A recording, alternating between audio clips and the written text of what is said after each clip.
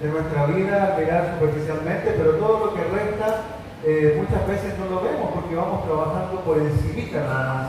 Y yo recuerdo que muchas de las amistades que hemos desarrollado con algunas personas al inicio, la mayoría de las personas hablan superficialmente, ¿no? Le decía a mi esposa el día que tenemos amigos con los que estamos relacionándonos, pero es interesante que al principio, cuando empezamos a hablar con ellos, pues no hay profundidad realmente en la relación, sino más bien empezamos a hablar de las cosas superficiales, de las noticias, de la comida, de esto y de lo otro, pero no profundizamos realmente en la vida, en lo que está pasando en el corazón de cada uno de ellos, hasta que ya empezamos a dar algunos pasos en la amistad. Y probablemente usted que nos visita hoy día no está acostumbrado a mantener conversaciones profundas o conversaciones que tengan que lidiar con temas de sus propios corazones, ¿no? La mayoría de nosotros cargamos con un montón de cosas que afectan nuestro presente y de pronto no nos atrevemos a hablar de ellas porque tenemos miedo del juicio, tenemos temor de qué nos van a decir o precisamente simplemente no sabemos cómo hablar de ellas. Entonces, a lo largo de esta serie quisiera pedirle que por favor se acerque a los grupos pequeños que tenemos en la ciudad. La iglesia tiene muchos grupos pequeños y esta semana los grupos pequeños también tienen una guía de estudio, como todas las semanas los grupos pequeños tienen una guía de estudio y esta semana también hay una guía de estudio que yo quisiera pedirle a todos los líderes del grupo por favor que hagan llegar también a los miembros de su grupo. Anulfo ya tiene todo este material y él le va a hacer llegar a los pastores del grupo, pero le pido por favor que además se encargue de copiar por lo menos uno de estos para cada miembro de su grupo pequeño, ya sea miembro bautizado, miembro de visita que tenga en su grupo, para que cada uno pueda también ir profundizando mucho más en las lecciones que estamos dando. Y especialmente en la lección de hoy, que no es un sermón, es más bien una clase que vamos a tener hoy día, hablando acerca de cómo romper con el poder de nuestro pasado. Entonces, por favor, acompáñenme en una oración y vamos a arrancar con nuestra lección de la mañana. Señor, buenos días.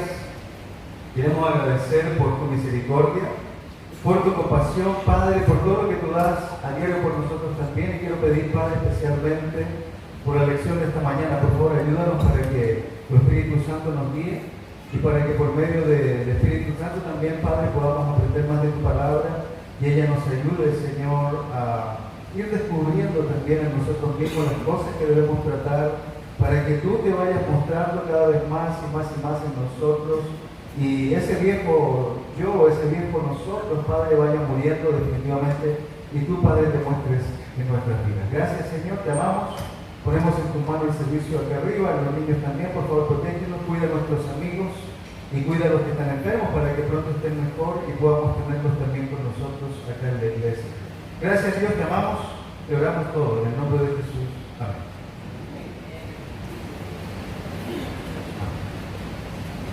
Queremos dar la bienvenida también a nuestra hermana Marlene, que viene de Tarija. ¿Dónde está nuestra hermana Marlene? Allá está. Viene de visita, por favor, una bienvenida para ella. Gracias a Dios. Yo tengo a mi esposa acá porque usted sabe que mi memoria no funciona mucho, así que mi esposa funciona rapidito, me vienen a ayudar. Gracias, Murko, por ayudar a mi esposa y ayudarme también. Entonces vamos a empezar hoy día con esta lección. Y yo creo que es muy importante porque vamos a ir aprendiendo algunas cosas acerca de nosotros mismos. Rompe con el poder de tu pasado. Rompe con el poder de tu pasado. Fíjese que años atrás, un matrimonio ya de edad bien avanzada, probablemente como nuestros queridos Mario y Emi, ¿no? De edad avanzada, ya en un periodo en el que sus hijos están grandes, ya no tienen la responsabilidad de los papás más jóvenes con niños pequeños, sino que tienen ya más libertad para poder salir y tomar vacaciones. Pues tomaron la decisión, esta pareja, de hacer un crucero. Ellos decidieron hacer un crucero de vacaciones, tenían un dinerito ahorrado y decidieron irse en un crucero. Y empezaron a preparar las cosas para el viaje, ¿no? Y llegaron al cuarto, llegaron a la casa, empezaron a armar sus maletas para el crucero. Y a medida que iban armando las maletas empezaron a darse cuenta que tenían muchísimas cosas regadas ahí en el piso porque eran las que querían llevar de viaje. Entonces empezaron a armar las maletas, preparándose para el crucero y un día ya llegó el día del crucero y ellos se fueron al crucero pues con todas sus maletas. Solamente que al llegar al crucero entraron a la habitación y miraron la habitación y descubrieron que las maletas que llevaban eran demasiadas para el espacio que tenían donde ellos iban a estar solamente 8 días. Habían hecho unas maletas para viajar un mes por lo menos, pero se encontraron con un cuarto donde no alcanzaban a entrar todas las maletas, todo el equipaje que ellos llevaron. Entonces empezaron a buscar cómo acomodar las maletas. Trataron de ponerlas debajo de la cama y al momento de ponerlas debajo de la cama se dieron cuenta que les molestaban en la espalda. Y como ellos eran personas de edad avanzada, no quiero decir otra palabra, eran personas de edad avanzada, pero les empezó a molestar la espalda. Probablemente Mario, le dolían los riñones a Mario ahí, él se quejaba de los huesos, de las costillas. Mario, arregla las cosas, ¿no? Algo así estaban hablando entre ellos. Y resultó que sacaron las cosas de debajo de la cama porque les molestaban mucho, las pusieron a un costado de la cama y se dieron cuenta que era un desastre todo porque llevaban demasiado equipaje para un viaje simple, un viaje de 7 días nada más. Llegaron a la conclusión de que para el próximo viaje iban a llevar solo lo necesario, porque no podían acomodar todo ese equipaje que cargaban con ellos en un cuarto tan pequeño, con tan poco espacio. Y fíjese que curiosamente esta historia de estos señores se parece mucho a la historia de nuestras vidas también. Porque a pesar de que no estamos en un viaje de crucero, muchos de nosotros estamos acostumbrados a cargar con un equipaje emocional que no nos gusta desprender. Nos habituamos a cargar con los errores que hemos cometido en el pasado. Nos habituamos a cargar con el pecado que otros han cometido hacia nosotros en el pasado. Nos acostumbramos a cargar y a no lidiar o a no desechar las cosas que van afectando nuestro propio presente. Nos acostumbramos a quedarnos enojados con la gente. Y fíjese que cuando usted se acostumbra a quedarse enojado con las personas, eso se va acumulando emocionalmente en su vida y se va transformando en un equipaje que le cuesta después cargar. ¿Y cuándo nos damos cuenta que nos cuesta cargar el equipaje del enojo con otras personas? Cuando nos acercamos a esas personas y sentimos en lo profundo de nuestro ser que no podemos hablar con ellas, o que nos molesta algo de la gente que nos rodea. Pues el equipaje emocional que vamos acumulando empieza a cargar y a cargar nuestra vida hasta que no lo podemos soportar. Muchas personas se suicidan hoy en día producto del equipaje emocional que cargan. Personas que han sido abusadas, por ejemplo, en el pasado, no son capaces de lidiar con el abuso al cual fueron sometidas. Ya hablo de diferentes tipos de abuso. Y como no son capaces de lidiar con eso, se acostumbran a vivir con la presión sobre ellos. Pero la presión es tan fuerte que con el tiempo acaban terminando con sus vidas. O terminan separándose de sus parejas en el matrimonio. O terminan culpando a los demás porque lo más fácil para alguien que está cargado emocionalmente muchas veces es culpar a los demás de lo que le pasa. Entonces ocurren muchas situaciones en nuestras vidas cuando dejamos que el equipaje emocional se acumule y nos acostumbramos, nos habituamos a vivir con él. ¿Cuándo adquirimos el equipaje? Porque usted se preguntará, bueno, ¿y cuándo empezó todo esto? Pues empezó desde los primeros días en que nacimos. El equipaje que vamos almacenando en nuestras memorias comienza desde el primer día en que nacemos. Cuando somos bebés, cuando nacemos de nuestra madre, empezamos a acumular un equipaje en nuestra vida. Y lo empezamos a acumular producto de las situaciones que vamos viviendo, especialmente producto de la familia con la que nos criamos. Porque fíjese que como familia tenemos mucha responsabilidad en cuanto al equipaje que nuestros hijos van cargando. Creemos ser los mejores padres, pero muchas veces nos equivocamos. Y cuando nos equivocamos por no saber hacer bien las cosas, pues cargamos nuestra familia con algo que ellos muchas veces no desean cargar. Así que desde muy temprano acumulamos equipaje en nuestra vida. El punto es que necesitamos romper con el poder de ese equipaje que cargamos para poder vivir vidas cristianas en libertad. Recuerde que Jesús dijo en Juan capítulo 10, versículo 10, que había venido a traer vida. Él dice, vine a traer vida y una vida en abundancia. Pero no podemos vivir la vida en abundancia cuando algo impide que seamos libres para experimentar esa vida en abundancia. Y el equipaje emocional que cargamos producto de los recuerdos del pasado, los trastornos del pasado, las cosas que nos han ocurrido antes, los maltratos, la violencia en el hogar, la falta de sabiduría en las correcciones, las familias disfuncionales y un montón de otras situaciones afectan profundamente quienes somos hoy en día. Somos el producto de lo que ha pasado antes en nuestra vida. Obviamente tenemos a Jesucristo trayéndonos el perdón y permitiéndonos arrepentirnos de todos los pecados que hemos cometido. Pero a pesar de eso, hay cosas en nuestras vidas que aún no han sido desechadas, que no han sido terminadas o abandonadas. Esta pareja de personas que estaban en el crucero pensó: vamos a tirar el equipaje extra por la borda y nos vamos a deshacer de él. Pero después pensaron: bueno, podemos tirarlo, pero ¿cuántos meses vamos a estar pensando en las cosas que desechamos? Son cosas importantes para nosotros.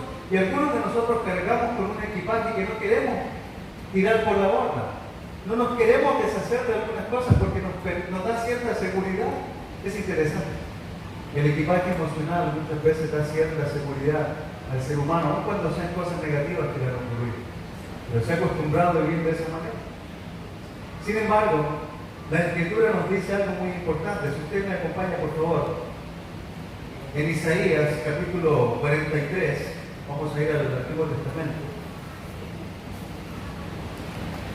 En Isaías capítulo 43 nos encontramos con una promesa de Dios para el pueblo de Israel, que aunque está en el contexto del Antiguo Testamento, también afecta a nuestra vida.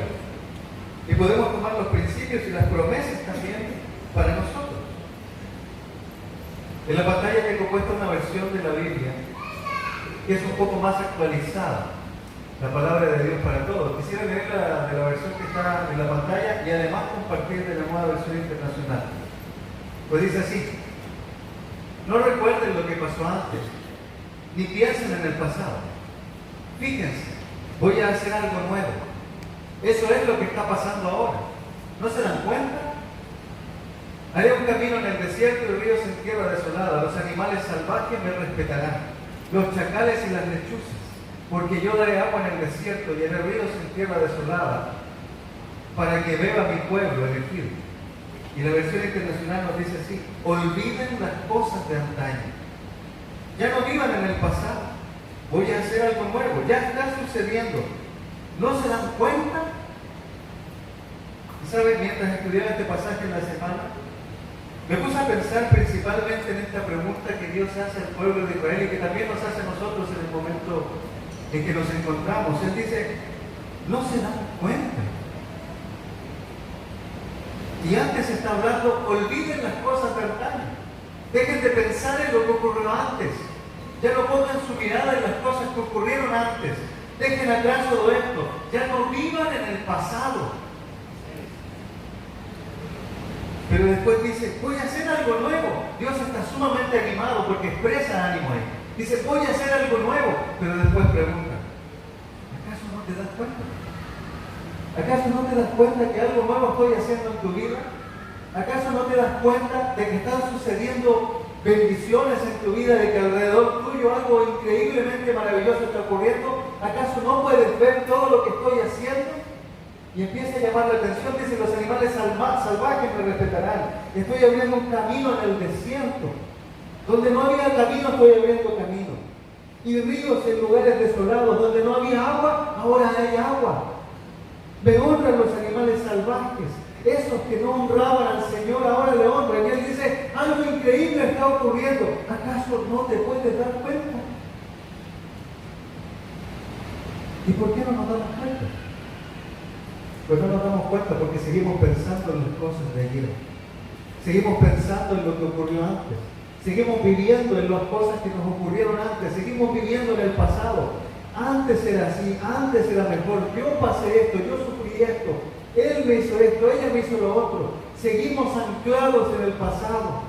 Igual que el pueblo de Israel. Fíjese, en Números capítulo 11. En el Antiguo Testamento también, Números capítulo 11. El pueblo de Israel le reclamaba cosas a Moisés. Y Moisés estaba bien cansado ya del pueblo de Israel en un momento. En Números capítulo 11, en el versículo 5, dice así, voy a leer el verso 4 para entender un poquitito más. Al populacho que iba con ellos le vino un apetito voraz. Se tenía hambre el pueblo, le dio hambre. Como a nosotros nos da hambre, ya con una media hora más vamos a estar luchando aquí porque tenemos el estómago reclamando, porque queremos comer patata, pollo, cerdo, qué sé yo lo que va a comer usted. Pero queremos comer algo rico, ¿no? Y empieza el estómago a reclamar, y a ellos les empezó a reclamar el estómago. Pero no se acordaron de la comida que tenían ahí con Dios, en libertad, sino que ellos dijeron, ¿quién nos diera carne? Y dice que empezaron a llorar un poquito antes. ¿Cómo echamos de menos el pescado que comíamos gratis en Egipto? También comíamos pepinos y melones, y puerros, cebollas y ajos. Pero ahora tenemos reseca la garganta. Y no vemos nada que no sea de maná.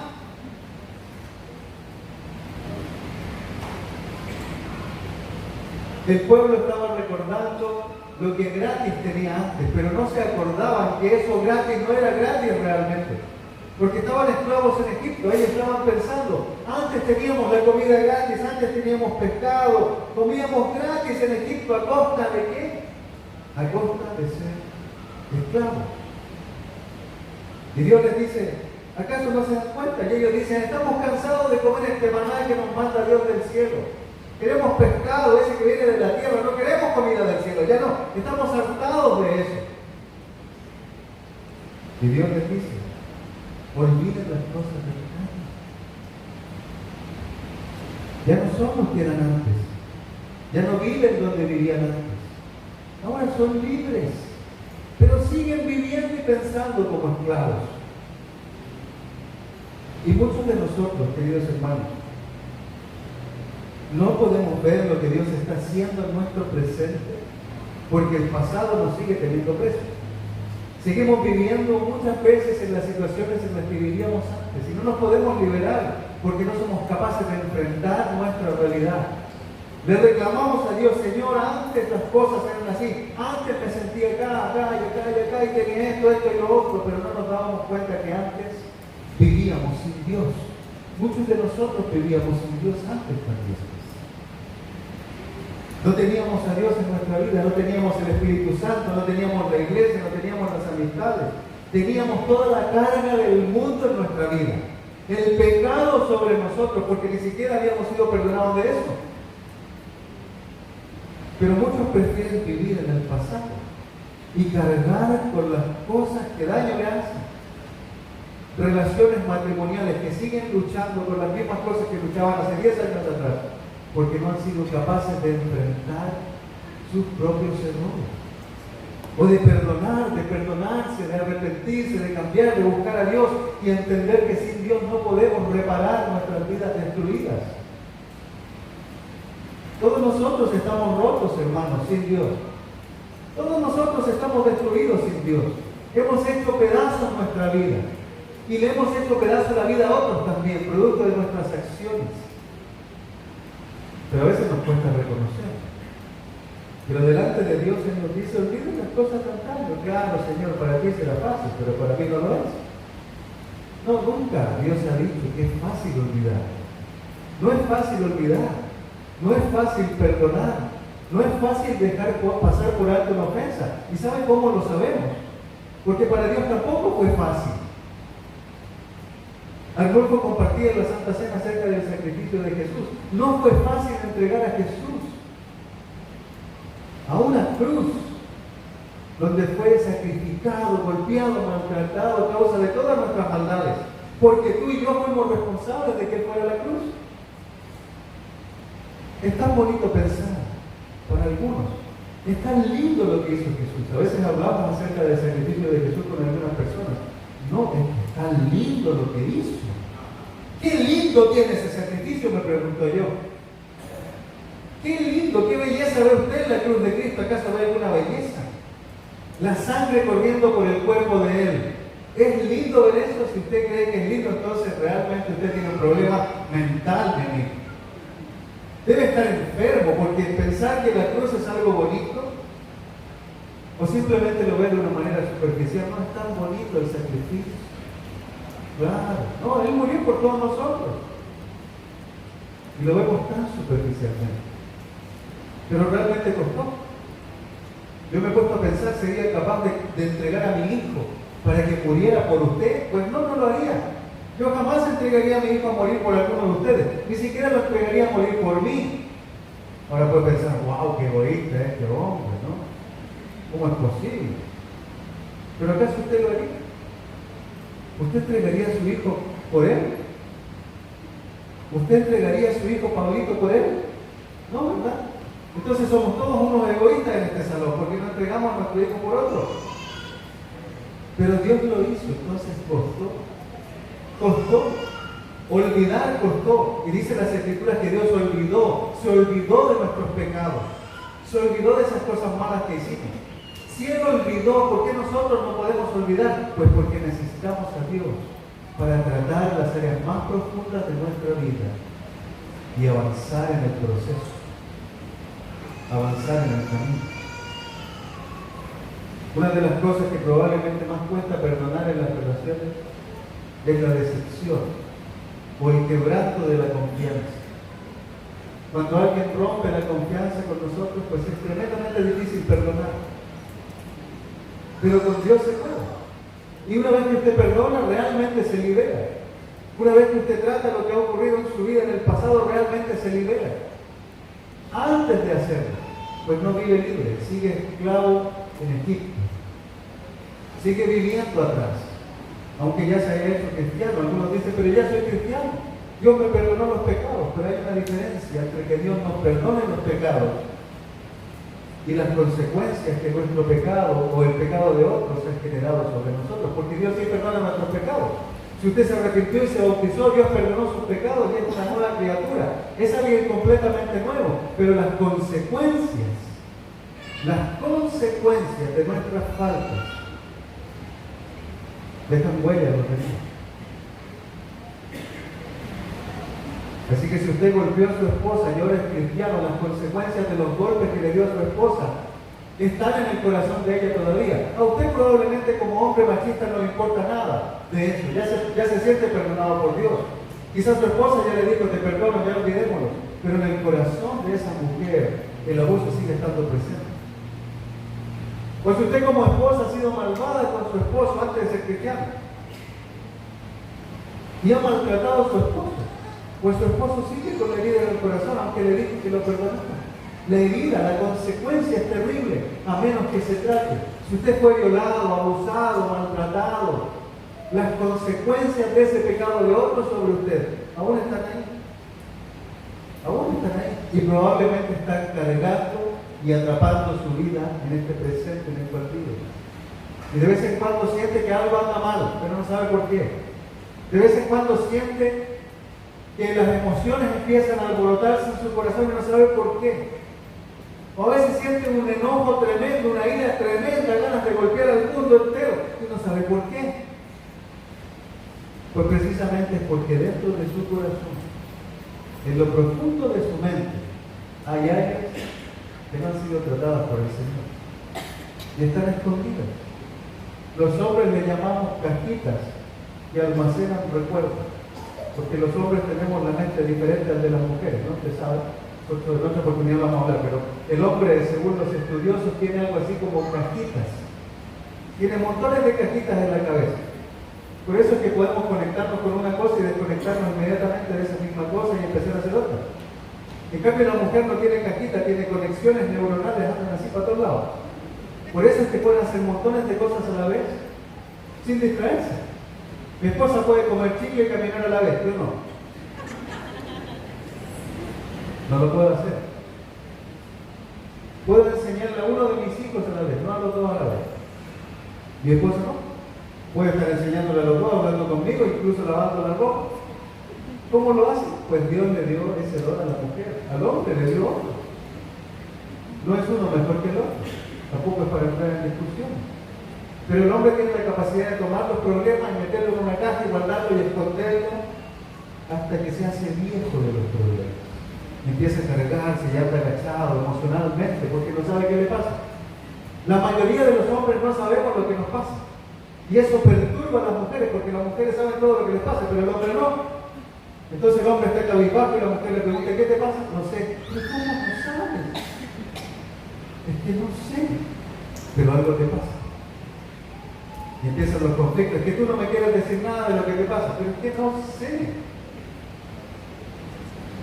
Y vamos guardando, hasta que en un momento las cosas vuelven y queda todo. Pero Dios dice en la Escritura, ya deja las cosas de antaño ahí. No vivas en el pasado. Para no vivir en el pasado hay que tratar con el pasado. Porque si no lo tratamos, seguimos estando ahí. No podemos desconocer que nuestro pasado tiene mucho que ver con quiénes somos hoy en día. Póngase a pensar usted, por ejemplo, en su familia, en sus padres, en sus abuelos. Vamos a hablar de 3 generaciones seguidas. Pero piensa en sus padres y en sus abuelos, usted como hijo. Y empieza a pensar en su mamá y en su papá, y empieza a pensar en todas las cosas que hacían su mamá y su papá en la casa. Y ahora piensen usted, ¿cuántas de esas cosas que hacían su papá y su mamá en la casa las hace usted también? Algunos de nosotros podemos decir, bueno, yo soy enojón porque mi papá era enojón, y resulta que el papá de mi papá también lo era. Y vamos pensando en diferentes cosas que se hacen en la familia. Yo soy madre soltera, pero mi mamá también era madre soltera, y resultó que mi abuela también era madre soltera, y vamos repitiendo patrones de conducta, y nos vamos dando cuenta que para atrás ocurría lo mismo. Mi papá le pegaba a mi mamá, mi abuelo le pegaba a su esposa, y ahora yo estoy igual, y empezamos a repetir cosas. Mi papá me gritaba cuando yo era pequeño, y le pregunté a mi papá quién lo hacía, y su abuelo lo hacía, y su padre lo hacía, y así se van repitiendo también las cosas en la vida, hasta que rompemos con el esquema. Y es a lo que Dios nos ha llamado. Dios nos ha llamado a romper con el esquema. No falta por ahí el que es perezoso, piensa, ¿por qué soy tan perezoso? Y se acuerda que cuando su papá llegaba a la casa, la esposa le servía siempre todo en la mesa. Venga a cenar, venga a almorzar. Y él no hacía nada, puro se echaba en la silla. Y empieza a retroceder y considera todo esto y se da cuenta, esto es porque también le ocurrió a mi papá, también le pasaba a mi abuelo.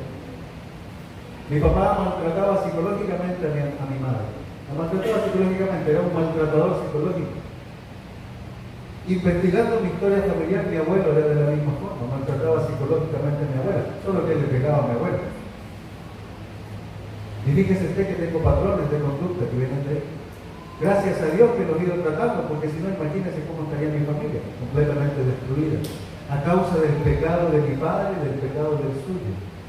Porque hay pecados generacionales que se transmiten de una generación a otra. Y no nos damos cuenta muchas veces, pero ocurren muchas cosas en nuestro presente que tienen que ver con nuestro pasado. Lo que es tremendamente importante de considerar tiene que ver con esta pregunta que Dios hace en la Escritura. ¿No se dan cuenta de lo que estoy haciendo? Y muchos no nos damos cuenta porque seguimos atrás, seguimos anclados en lo de atrás. El pasado es algo que a cada uno de nosotros nos ha afectado de una manera diferente y en diferentes niveles, por supuesto. Sin embargo, podemos romper con él y con su poder tomando algunas decisiones. No deje que el pasado tome el control de su vida. Hay algunos de nosotros aquí en el salón que somos controlados por nuestro pasado. Somos controlados por nuestro pasado. No nos hemos dado cuenta, pero seguimos siendo controlados por nuestro pasado. Y es porque no hemos dejado a Jesús entrar en esas áreas profundas de nuestra vida. Las hemos tratado por encima. El pasado es algo que nos ha afectado a la mayoría de nosotros. A algunos de una manera sumamente positiva, pero a la mayoría de nosotros de una manera muy negativa. Somos lo que somos, en base a todo lo que hemos experimentado. Y como yo le decía hace un momento, hemos sido perdonados de nuestros pecados. En el bautismo, hermano, Dios ha perdonado todo nuestro pecado y nos ha dado un camino nuevo para seguir. Pero las consecuencias no han sido perdonadas, no han sido tratadas. Las actitudes no han sido perdonadas, no han sido tratadas, porque somos nosotros responsables de llevarlas ante Dios y tratarlas junto con Él.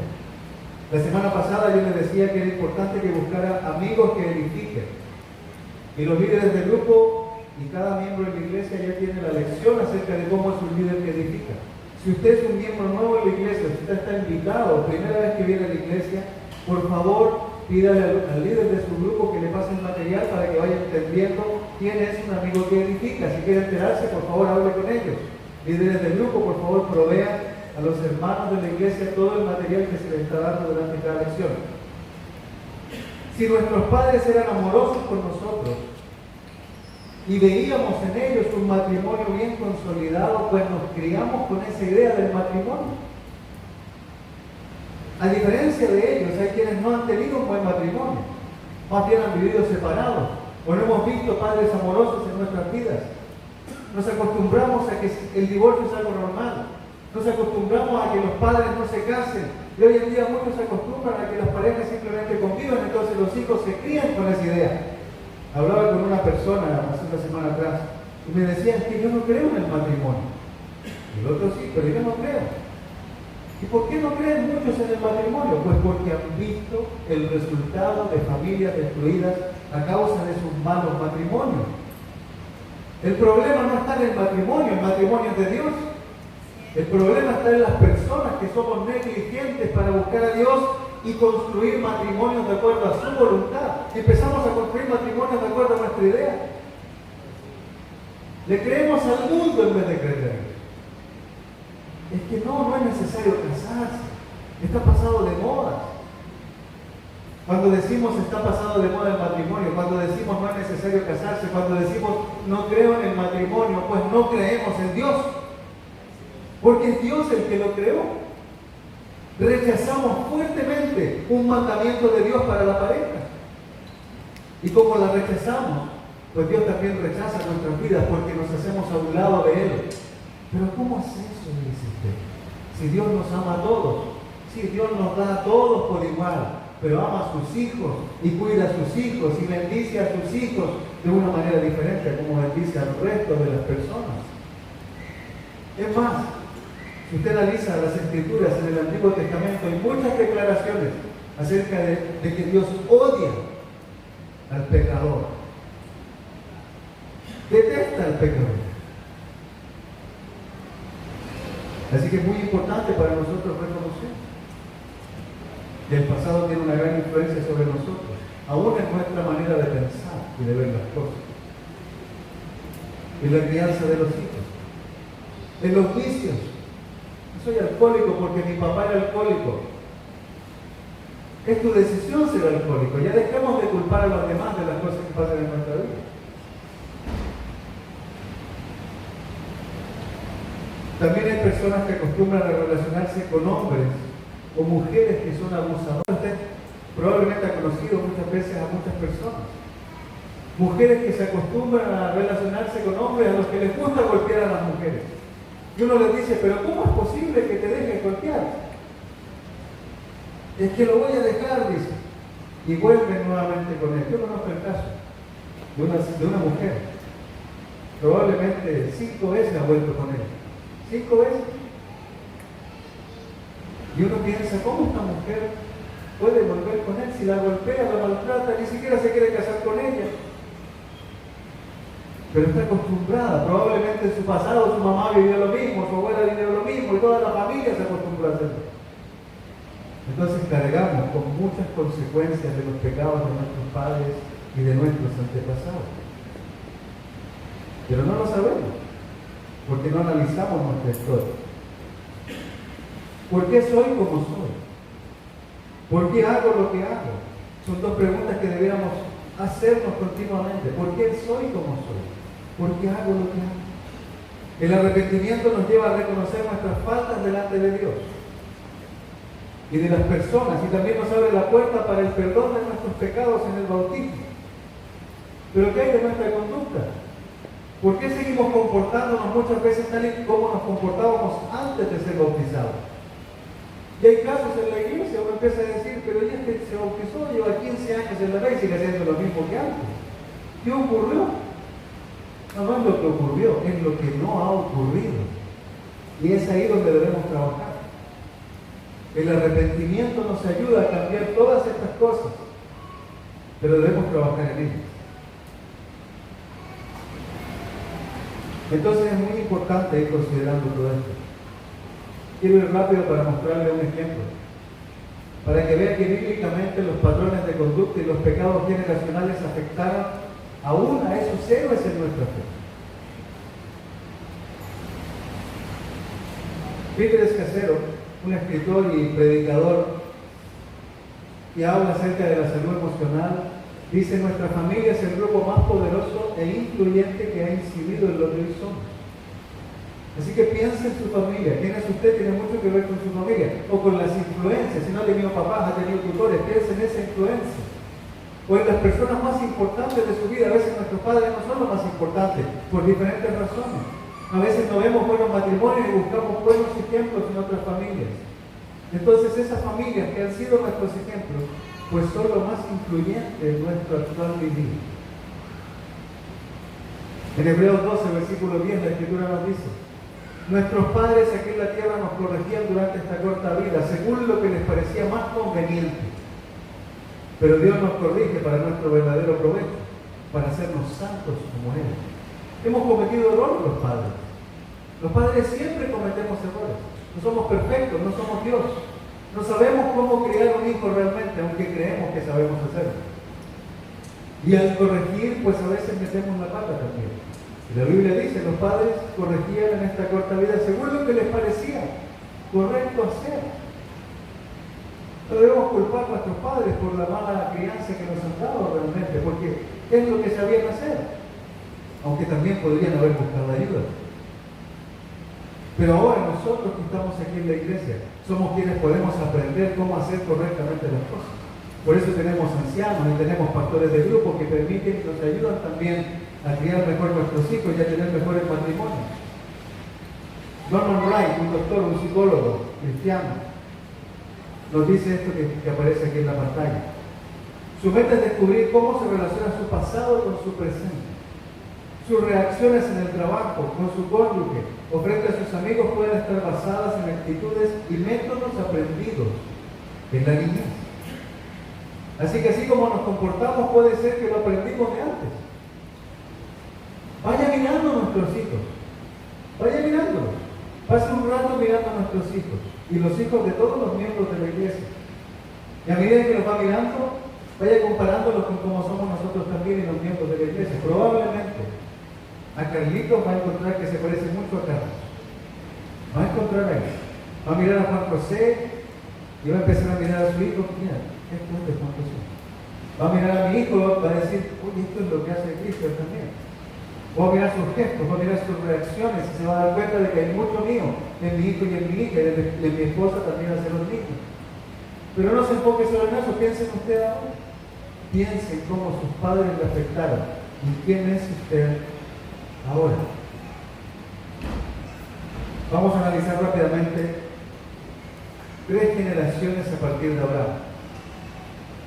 Abraham, usted sabe, es el padre de la fe. El padre de la fe, un hombre tremendo, un hombre con una fe realmente excepcional. Iba a matar a su hijo porque Dios le había ordenado hacerlo. Su fe era tremenda, pero era un mentiroso. El padre de la fe era un mentiroso. Y fíjese que a partir de Abraham hasta la generación de José, por lo menos, hay 3 pecados generacionales que se repiten en todas estas familias. Primero, las mentiras. Abraham mintió acerca de que su esposa era realmente su esposa porque tenía miedo de que lo mataran, así que le dijo a las personas: no, es mi hermana. 2 veces mintió y dijo que era su hermana. Pero ¿qué ocurrió más adelante? Isaac también dijo lo mismo: Rebeca es mi hermana, para no ser asesinado, tenía miedo de que lo mataran. Y por último, 10 hijos o los 10 hermanos de José mintieron a su padre diciéndole que había muerto. Hay un pecado generacional en las familias: la mentira. Y no solo la mentira. En las familias se ve que hay hijos preferidos, que a veces los hijos reclaman: tú amas más a este que a mí. Y los papás dicen: no, eso no es así. Yo amo a los dos, a los tres, a los cinco por igual, pero muchas veces eso es una mentira. Porque hay quienes aman más a un hijo que a nosotros y no lo quieren reconocer, pero es así. El adulado, ¿quién es el adulado? A este lo aman más que a nosotros porque le dan todo lo que nosotros no nos dieron. A este lo tratan bien. A mí me daban de guasca cuando me portaba mal. Este hace lo mismo y no le hace nada. Pues hay un hijo preferido. Y es de cuidado, porque se repiten las generaciones también. Si usted se fija acá, entre Ismael, los hijos de Abraham, Ismael e Isaac era el preferido, porque era el hijo que Dios le había dado a Abraham. No era el hijo de la esclava con la que él había tenido una relación. En la relación entre Isaac y Rebeca, Jacob era el preferido de Rebeca, el otro era de Isaac. Y vamos repitiendo también con la relación entre Jacob y Raquel. José y Benjamín eran los predilectos, por eso los otros estaban tan envidiosos de José. José empezaba a hablar cosas y decía profecía y los hermanos estaban todos celosos de él.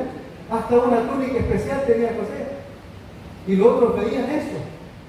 Y por eso lo agarraron, lo tiraron en una cisterna, mataron a un animal, le pusieron sangre a la ropa y se la mandaron al papá para que creyera que había muerto. Pero no solo eso, hay mentiras, hay hijos predilectos, pero también hay ruptura entre hermanos. Fíjese, Ismael e Isaac, enemigos entre ellos. Eran hermanos, no de madre, pero eran hermanos, que había ruptura entre ellos. Esaú y Jacob le robó la primogenitura a Esaú, así que estaba muy enojado con él. Hay ruptura de relaciones. Y por supuesto, los 10 hermanos pues estaban divididos con José. Cuando llegaron a Egipto, José los trató. Había una ruptura de relaciones. Si usted analiza la vida de David, un hombre con el corazón como el de Dios, ¿recuerda? Adulterio, asesinato, enemistades, pecado sexual abundante, hasta que llegó a Salomón a tener un montón de concubinas. El reino se dividió producto de las mujeres que él tenía en su vida. Ahora piense en usted, piense en su familia, piense en lo que carga hacia atrás, por lo que viene con usted. Abuso, mentira, ira, vicios, maltrato de cierta forma, machismo, feminismo. Pues muchos de nosotros arrastramos estos pecados. Hay una verdad que se revela en nuestras familias, y si no las tratamos y si no rompemos con esos patrones de conducta, seguimos viviendo tal y como vivían nuestros antepasados. Aquí vemos 3 generaciones, montones de años pasaron ahí. Y aún los hijos de los hijos seguían viviendo por la culpa del pecado del más viejo.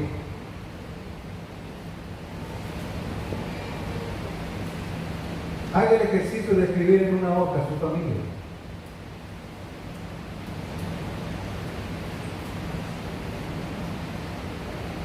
Haga un patrón de conducta. El cuadrado puede representar al hombre, el círculo a la mujer, y ponga a su abuelo y a su abuelo. Después a su bisabuelo, o así no, al bisabuelo, después al abuelo, y después su papá, o vaya poniéndose usted primero, después pone a su abuelo, después pone a su bisabuelo, y va analizando cómo es su vida. Se va a ir dando cuenta que hay patrones de conducta que se repiten. Y usted es responsable de romper con esos patrones, porque si no los rompe va a seguir transmitiendo lo mismo a sus hijos. Si se acostumbró a tener al hijo como el adulado de la familia y a las chicas como las que tienen que crecer y aprender a vivir de una manera dura, pues eso mismo va a repetir en su vida familiar. O viceversa, si se acostumbró a sobreproteger a las niñas y a dejar que el hombre haga lo que quiera, eso mismo se va a repetir en su vida familiar. Si se acostumbró a que tradicionalmente en su familia la mujer hace todas las cosas en la casa y el hombre solamente es servido y se sienta y casi le lava los pies, pues lo mismo le va a enseñar a sus hijas. Y lo mismo sus hijas le van a enseñar a las hijas de ellas. Y vamos a construir no una sociedad equitativa o amorosa, sino un mundo machista que realmente lleva una tremenda esclavitud a las personas. Estoy en contra del machismo, usted lo sabe, ¿no? Se nota en mis comentarios. Igual que estoy en contra del reggaetón, ya lo sabe, no voy a hablar de eso. Así que si usted es machista, tiene un enemigo en mí. Pero yo estoy con el Señor, así que Él me cuida. Cuidado con hacer otras cosas. Hermanos, ¿qué patrones gobiernan su vida? ¿Qué patrones gobiernan su vida? Sí, Dios nos perdonó, pero hay algo del pasado en nosotros que nos impide ver todo lo que Dios quiere hacer en nuestro presente. Hay mentira en su familia, se acostumbró a vivir con un papá mentiroso, una mamá mentirosa, o se acostumbró a vivir en el engaño familiar. Pues piense, si acaso eso mismo no se ha adherido a su ADN, o si se acostumbró a ser manipulador o manipuladora para conseguir las cosas. Probablemente vio que su mamá llorando conseguía lo que requería. Pues la manipulación es pecado, mi amigo. No debemos manipular a la gente para conseguir las cosas, al mismo tiempo es mentira. O si usted es perezoso, o le han dicho que es perezoso, piense si sus padres eran así también. O si es muy cómodo, porque hay algunos que son bien cómodos, ¿no? O si tiene pensamientos depresivos, piense de dónde viene eso. Si hay lujuria en su mente, piense de dónde viene eso. Si hay algún vicio, una adicción, piense de dónde viene eso. Porque muchas de estas cosas vienen desde los primeros años de nuestra vida. La Biblia dice en 2 Corintios 5, verso 17, que somos nuevas criaturas. Y como nuevas criaturas necesitamos cambiar nuestras raíces. Y las raíces se encuentran en lo profundo del iceberg que veíamos la semana pasada. Ahí están, donde no nos queremos meter. Necesitamos empezar con la iglesia. Fíjese, la iglesia es la familia que Dios usa para ayudarnos a cambiar nuestras raíces.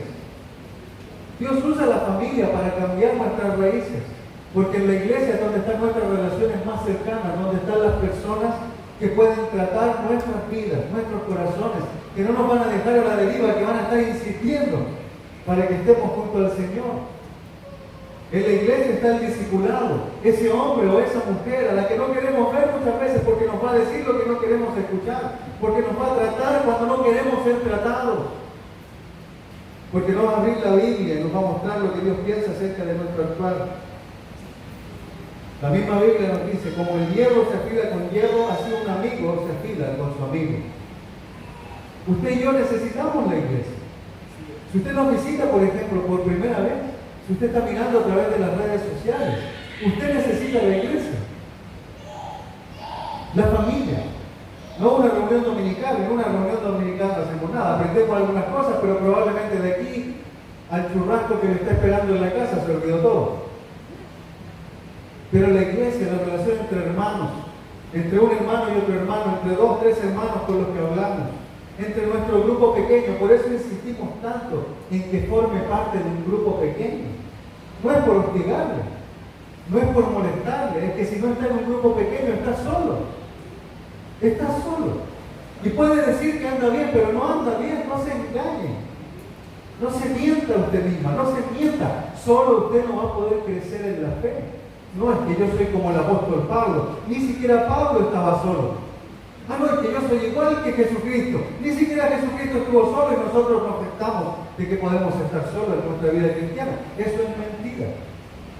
Ni el diablo trabaja solo, porque tiene un montón de ayudantes a los que manipula para que nos manipulen a nosotros.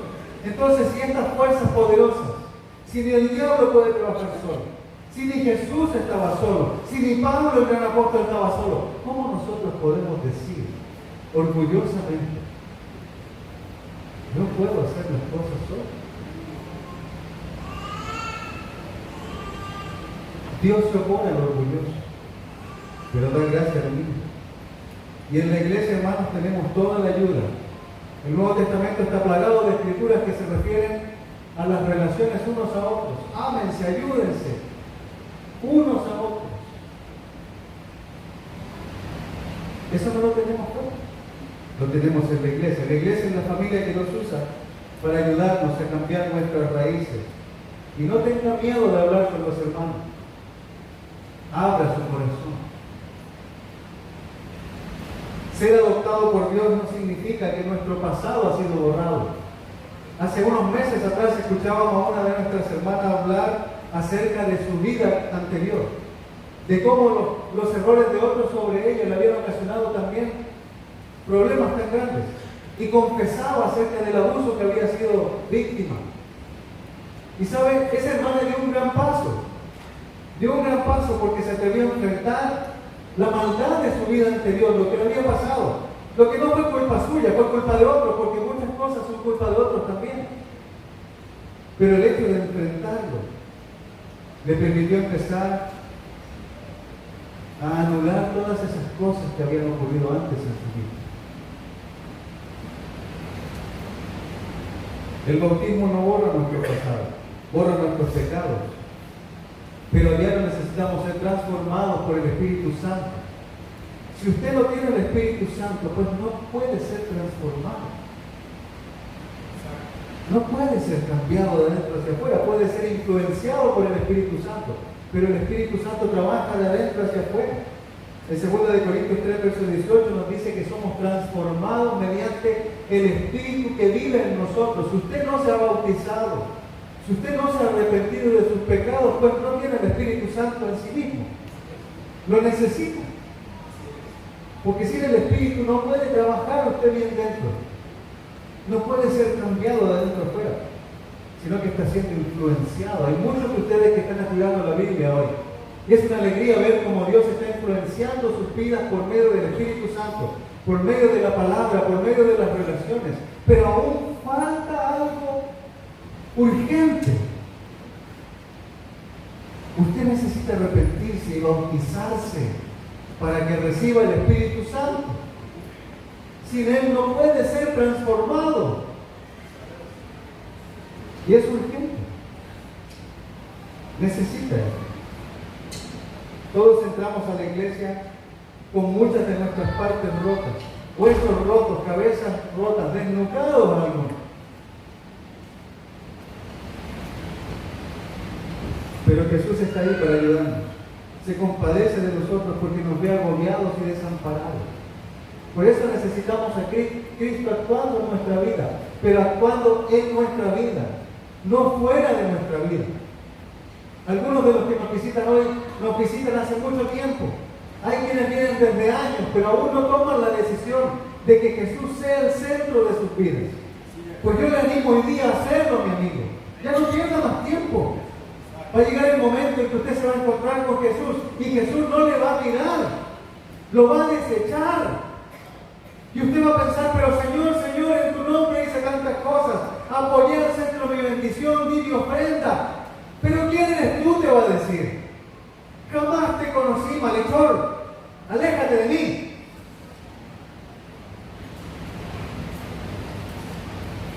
Y va a ser triste. Pero es la verdad de la vida. Necesitamos entrar con Dios. Entrar con Dios. Yo sé que este es el término que un hermano en la iglesia usa mucho con las personas. Necesitas entrar con Dios. Y sé que algunos de ustedes le han metido en la cabeza y le han martillado el término durante muchas veces.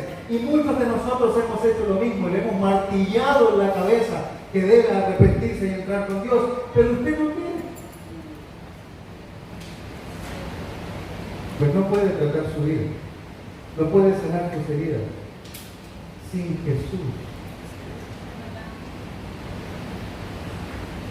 Solo Él lo puede hacer. Porque su intención es sanarnos, es restaurarnos. Él dijo, vengan a mí ustedes que están cansados y agobiados, y yo les daré descanso. Porque no son los sanos los que necesitan médicos, sino los enfermos. Y podemos vernos muy saludables por fuera, bonitos y bien vestidos, musculosos, bonitas barbas, bonitos ojos. Algunos usan lentes de contacto para verse más bonitos. Pero ¿cómo estamos delante de Dios? ¿Cómo está nuestra vida delante del Señor? Pues muchos de los que por fuera estamos bonitos, por dentro estamos tremendamente enfermos. Y no queremos asumirlo simplemente, porque somos demasiado orgullosos. La intención de Dios es sanarnos. ¿Qué debemos hacer? No debemos buscar perfección en nosotros, porque ninguno de nosotros es perfecto. Ninguno. Ninguno es perfecto. Dios tampoco busca perfección en nosotros, porque Él nos conoce y sabe cómo somos. Así que si usted espera ser perfecto para entregar su vida a Cristo, pues va a perder el tiempo, se le va a pasar el tiempo, se va a volver viejo, se va a morir y no va a ir con Dios. Se le va a caer el pelo incluso, se va a mirar al espejo, va a decir que se me cayó el pelo, ahora estoy muy viejo para buscar a Dios. Ahora es el momento. O usted puede pensar, no tengo problema en mi matrimonio, tengo todo resuelto, un buen trabajo, buena casa, buena esposa, buenos hijos. No necesito a Dios, todo lo contrario. Lo necesita para mantener todo lo bueno que ya Él le ha permitido tener. No, yo no necesito a Dios, tengo una enamorada súper bonita, me ama, me quiere, me voy a casar, voy a ser feliz. Claro que necesita a Dios porque probablemente está viviendo en impureza, en inmoralidad sexual y se está alejando cada vez más de Dios y no se da cuenta porque el mundo entero hace lo mismo. Y piensa, si ellos hacen eso, si ellos hacen esto otro, si en esa iglesia tan grande hacen lo mismo, van a buscar mujeres, ¿por qué yo no puedo hacer lo mismo y estar bien con Dios? Pues no puede estar bien con Dios si no vive de acuerdo a la voluntad de Dios, a pesar de lo que la gente diga.